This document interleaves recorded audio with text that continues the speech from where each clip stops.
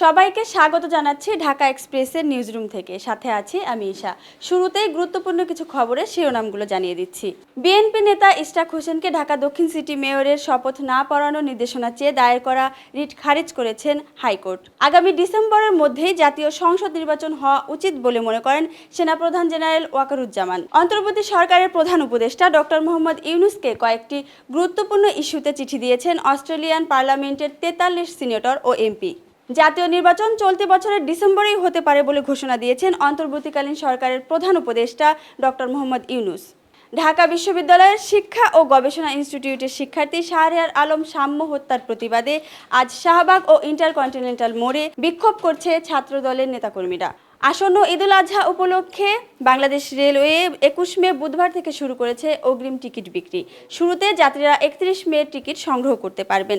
তবে এবছর শুধুমাত্র অনলাইনেই বিক্রি হবে ঈদ যাত্রার অগ্রিম টিকিট। কোনো স্টেশনের কাউন্টারে বিক্রি হবে না বলে জানা গেছে। আজ আমরা কথা বলবো নির্বাচন ইস্যু নিয়ে। তো চলুন এ বিষয়ে আলোচনার জন্য আমরা কথা বলবো ঢাকা এক্সপ্রেসের নির্বাহী সম্পাদক সোহেল অটলের সাথে। ভাই, আপনি জানেন যে সেনাপ্রধান জেনারেল ওয়াকারুজ্জামান বলেছেন যত দ্রুত সম্ভব একটি গ্রহণযোগ্য নির্বাচনের মাধ্যমে রাজনৈতিক সরকারের কাছে ক্ষমতা হস্তান্তর করতে হবে। তো হঠাৎ সেনাপ্রধান এতটা উদ্বিগ্ন কেন হয়ে পড়লেন নির্বাচন নিয়ে? Thank you Isha. সেনাপ্রধানের উদ্বিগ্নতা আসলে হঠাৎ না। সেনাপ্রধান কিন্তু যখন 5 আগস্ট ওই পরপরই কিন্তু উনি বলেছিলেন যে যত দ্রুত সম্ভব নির্বাচিত সরকারের হাতে ক্ষমতা হস্তান্তর করার জন্য উনি সহযোগিতা করবেন এই অন্তর্বর্তী সরকারকে।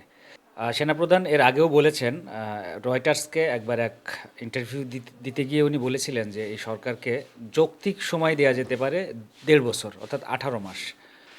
তো 5 আগস্ট থেকে আগামী ডিসেম্বর পর্যন্ত 1.5 বছর হয়ে যাচ্ছে। তো এটা ওনার মানে আগেই দেওয়া প্রতিশ্রুতি ছিল যে এই 1.5 বছর উনি অন্তর্বর্তী সরকারকে সহযোগিতা করবেন একটা গ্রহণযোগ্য নির্বাচনের ব্যবস্থা করবার জন্য। তো উনি আসলে হুট করে এই কথা বলেন নাই।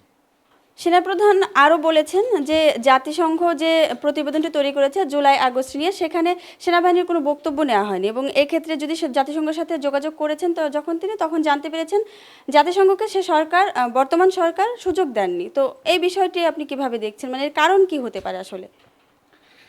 এর কারণ হতে পারে যে সেনাপ্রধানের সঙ্গে বর্তমান সরকারের নেতৃত্বে যারা আছেন তাদের একটা সম্পর্কের টানাপোড়েন আমরা আন্দাজ করতে পারি এবং বিভিন্ন মহল থেকে এই সম্পর্কে টানাপোড়েন নিয়ে নানান গুঞ্জন উঠেছে, কথাবার্তা হচ্ছে এবং আমরাও বুঝতে পারছি সংবাদকর্মী হিসেবে যে সেনাপ্রধানের সঙ্গে হয়তোবা এই অন্তর্বর্তী সরকারের যারা নেতৃত্ব দিচ্ছেন তাদের কোথাও কোনো টানাপোড়েন চলছে। সেটা যে কোনো ইস্যু নিয়েই হতে পারে। এই যে নির্বাচন তো একটা বড় ইস্যু আছে, এছাড়াও দেশে এই 5 আগস্ট পরবর্তী যে পরিস্থিতি চলছে এখানে অনেক বড় বড় ঘটনা ঘটে যাচ্ছে। যেমন সম্প্রতি এই যে করিডোর দেয়া নিয়ে অনেক কথাবার্তা হচ্ছে এবং সেখানে সেনাপ্রধানের অফিসার্স অ্যাড্রেস যে অনুষ্ঠানটা ছিল ওনাদের ক্যান্টনমেন্টে, সেখানে এই করিডোর নিয়েও কথা উঠেছে আমরা শুনেছি।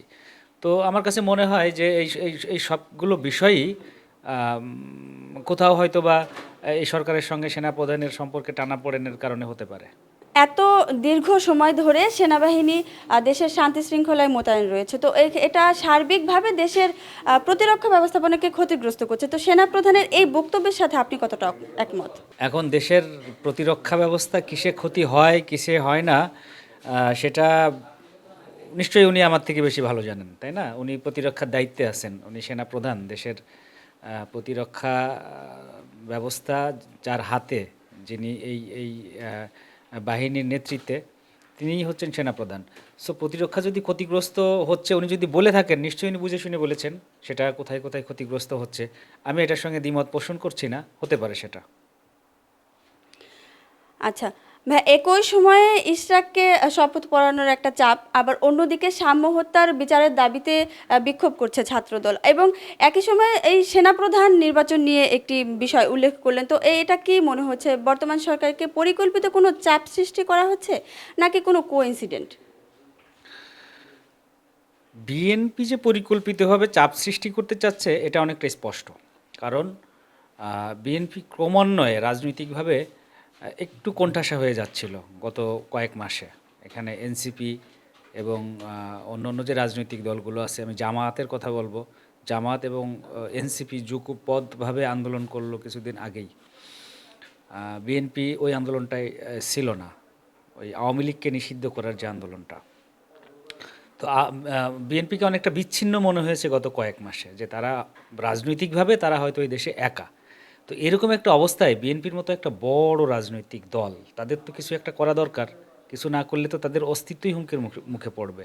তো এই যে যে ইস্যুগুলো নিয়ে এখন তারা আন্দোলন করছে, বিশেষ করে ইশরাক হোসেন ঢাকা সিটি কর্পোরেশন দক্ষিণের মেয়র হিসেবে শপথ পড়ানো নিয়ে আন্দোলন, সাম্য হত্যার বিচারের দাবিতে আন্দোলন হচ্ছে শাহবাগ সহ বিভিন্ন স্থানে। ছাত্রদল এটা নেতৃত্ব দিচ্ছে এই আন্দোলনটাতে। তো এইগুলো তো তাদের করতে হবে। এই ইস্যুগুলোকে যদি তারা আন্দোলন না করে, তাহলে রাজনৈতিকভাবে যে তারা এক্সিস্ট করে এই দেশে এবং প্রভাব রাখে, সেটা তো প্রমাণ করা যাচ্ছে না। সো হতে পারে যে পরিকল্পিতভাবেই বিএনপি এই আন্দোলনগুলো করছে সরকারের বিরুদ্ধে। এখন সেনাপ্রধান যে বক্তব্য দিয়েছেন, নিশ্চয়ই এটা অন্তর্বর্তী সরকারের জন্য একটা চাপ। অন্তর্বর্তী সরকারের প্রধান যিনি আছেন আমাদের এখন, প্রফেসর ডক্টর ইউনূস, উনিও অবশ্য বলছেন যে আমরা ডিসেম্বরের মধ্যে নির্বাচন করতে চাই। তবুও সেনাপ্রধানের মুখ থেকে যখন এরকম একটা কথা আসে যে ডিসেম্বরের মধ্যেই নির্বাচন হওয়া উচিত, তখন এক ধরনের চাপই সেটা। এই চাপটা আসলে কি বিচ্ছিন্নভাবেই হলো, নাকি মানে কোইন্সিডেন্স এটা, নাকি পরিকল্পিত বিএনপির সঙ্গে, এটা আসলে এখনই বলা যাচ্ছে না। হ্যাঁ, এটা আরও পরে বলা যাবে যে সেনাপ্রধানের সঙ্গে বা সেনাবাহিনীর সঙ্গে বিএনপির কোনো সমঝোতা হয়েছে কি না, যে সবাই মিলে একসঙ্গে সরকারকে চাপ দিয়ে নির্বাচনের জন্য আমরা তাগিদ দিব। তবে এটা সত্য যে নির্বাচন ডিসেম্বরের মধ্যে হোক বা দ্রুত হোক, এটা শুধু রাজনৈতিক দল কিংবা সেনাবাহিনী না, সাধারণ মানুষও এখন সেটাই চাচ্ছে। তাদের কাছে মনে হচ্ছে, সাধারণ মানুষের কাছে আমার ধারণা, যে নির্বাচিত সরকার যত দ্রুত আসবে, দেশের পরিস্থিতি বলতে যে দেশ এখন মোটামুটিভাবে এক ধরনের বাজে পরিস্থিতির মধ্যে দিয়ে যাচ্ছে। আইনশৃঙ্খলা পরিস্থিতি সহ অন্যান্য যেসব বিষয়গুলো আছে, দেশের সার্বভৌমত্বের উপর প্রশ্ন উঠতেছে নানান ইস্যুতে, প্রতিরক্ষার বিষয় নিয়ে প্রশ্ন উঠতেছে। তো সাধারণ জনগণও মনে হয় এখন চাচ্ছে যে অতি দ্রুত নির্বাচন হোক। ভাই, আপনাকে অসংখ্য ধন্যবাদ আমাদের সময় দেওয়ার জন্য। তো এই ছিল আজকের সবশেষ খবর নিয়ে ঢাকা এক্সপ্রেসের নিউজরুম পর্যালোচনা। আজ তাহলে এখানেই শেষ করছি। পরবর্তীতে আবারও হাজির হব আপনাদের সামনে নতুন কোনো টপিক নিয়ে। ততক্ষণ পর্যন্ত সবাই ভালো থাকবেন, ঢাকা এক্সপ্রেসের সাথেই থাকবেন।